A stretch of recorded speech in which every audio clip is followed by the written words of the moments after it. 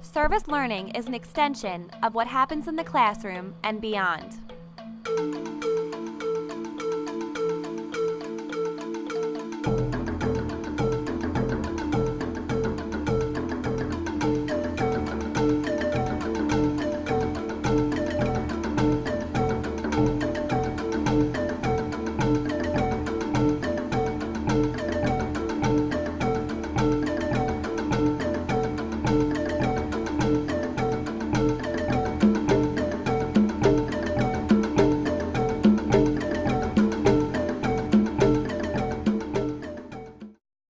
Well, we're going continuously into very interesting biological systems.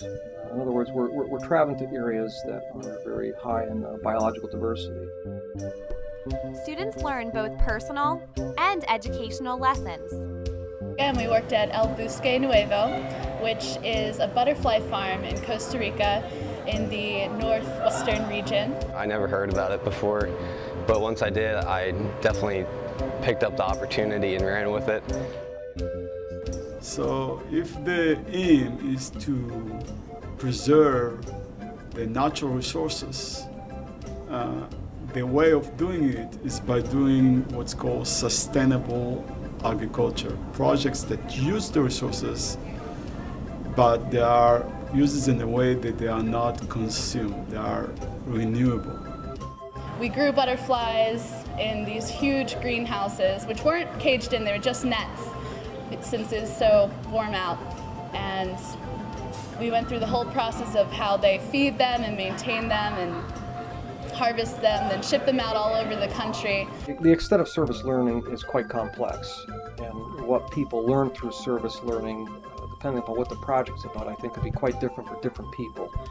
But I think that certain students learn better by doing things, and that's one of the reasons why we have laboratories, for instance. And service learning is kind of an extension of that, where you go into the field, and you go into a place where you've never been before. You deal with a different culture that you've never dealt before. And out of that comes kind of an amalgamation of knowledge, I think, newly formed knowledge.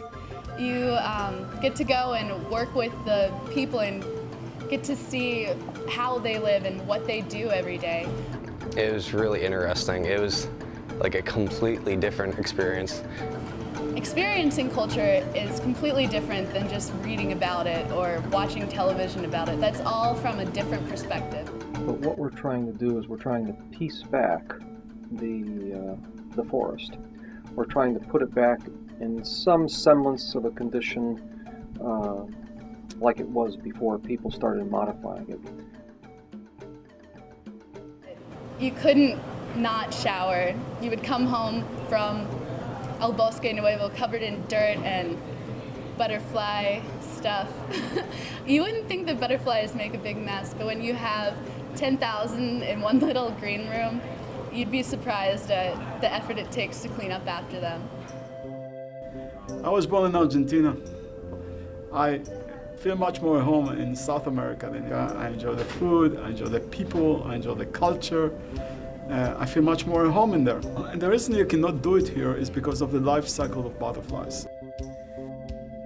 The project really encompasses the production of butterflies in large scale, some 15 to 20,000 butterflies per month.